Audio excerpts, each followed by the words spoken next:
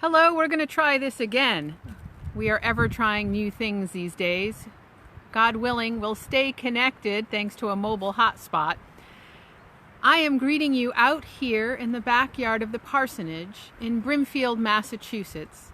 I'm Pastor Dawn of the First Congregational Church of Brimfield, and this is Holy Saturday.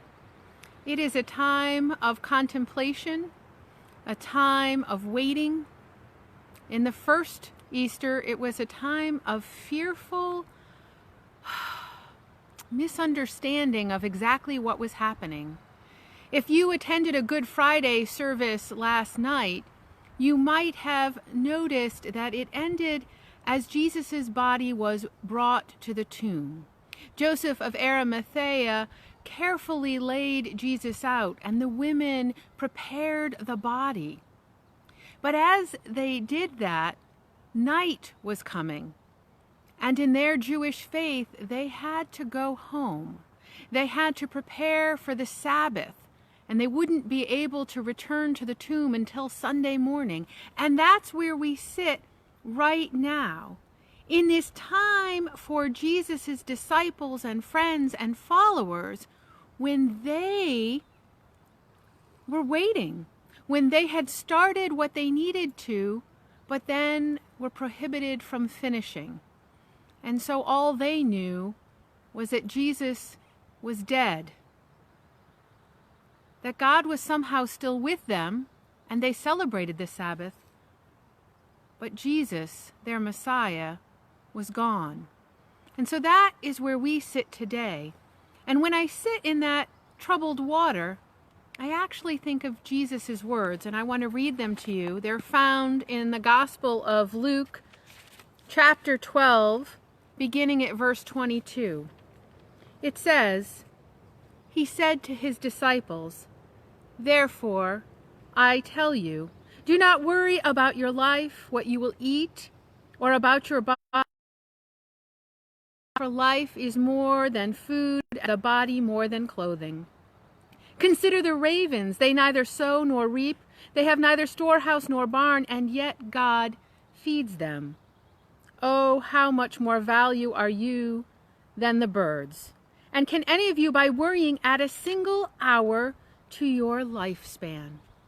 The reading goes on, and I encourage you to finish reading it later in the day, because that is one thing that Jesus taught us. We don't know the will of God.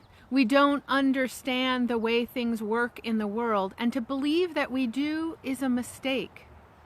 For all the worrying and fretting that the disciples did on this day, thinking that their Messiah was gone, tomorrow morning they will learn that it was all for naught. And so one of the things that I think about on this Holy Saturday is, what can I do? How can my actions impact the world?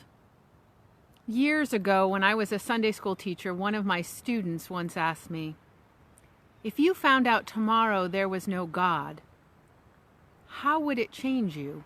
And I have to tell you that I took that child's thoughts really to heart, because he meant them seriously. He had really thought this question out, and he wanted a good and honest answer.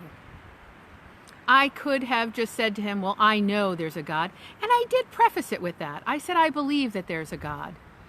But I honestly searched my heart, and my answer was that even if somehow science could prove that it was all wrong, that my beliefs had been for naught, it really would change nothing. It would change nothing. Because it is not just my belief in God that matters, it is my actions, the way I live in the world, the fact that I try to do better, the fact that I want God's Spirit to live always. And I know my entire congregation lives that way. And I invite all of us to do that. And this Holy Saturday reminds me of that, because during this time, our congregation holds an Easter Vigil. And each hour between Good Friday and Easter morning, one of us sits and reads, or walks, or prays, or does something of a spiritual practice to hold Christ's light alive. And that's what I think Christ asked us to do. Christ asks us to be followers of the way, people who live in goodness and kindness, who try to share what they have, to do good for others, to speak up for those with no voice, to sit with the lost and the lonely, and to uphold each other, to create what we call a community of Christ. So this Holy Saturday, I encourage you to think about what it means to be a disciple, what it means to be a servant, what it means to hold the light of Christ, even on the darkest days. May God be with you. May God keep you. And I hope to see you here tomorrow morning at 6 a.m. when we reignite the light of Christ. And if 6 a.m. is too early, come join us at 9. God bless. May God continue to be with you, and may you shine your light into this world. Amen.